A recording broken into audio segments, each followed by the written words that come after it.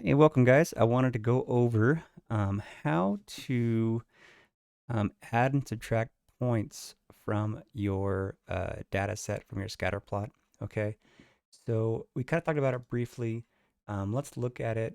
I just posted it. So if you go to your to-do list, I added a few things. I added a practice quiz answer key. Okay, so this is the actual answer key that I was kind of going off of.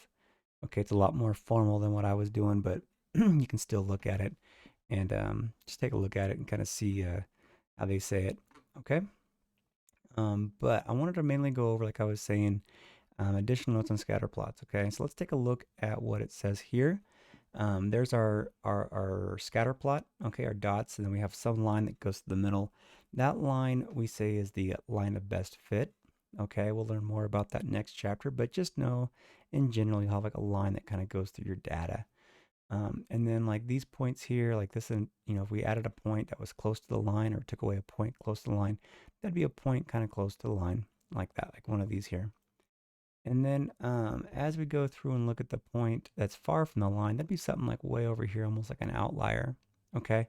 And then also for these notes, just know that, zoom in a little bit, the correlation coefficient, that's that R value. Okay. They're the same thing. R is just the name for the correlation coefficient. So you have two things going on here. You can either add a point or remove a point. When you're removing a point, you got to ask yourself, is the point close to the line of best fit? If it's close to the line of best fit, if it's close to the line of best fit, and you remove it, okay, the correlation coefficient will remain about the same. So if you remove a point that's close to the line, it won't really change your correlation coefficient. Okay, it won't change your R value. If it does, it's very, very, very small and not enough really to notice.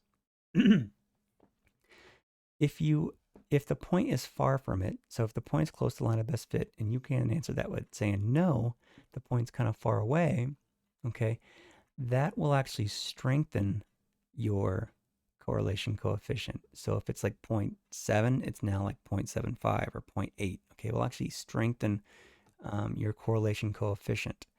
Um, and same for when you're adding. Okay, if you add an extra point, we haven't talked much about that, but if you place an additional point onto your graph, okay, onto your scatter plot, if that point you add to it is close to the line of best fit, your actual correlation coefficient will still stay about the same. So whether it's close to the line and you're removing it, or close to the line and you're adding it, your correlation coefficient should stay about the same.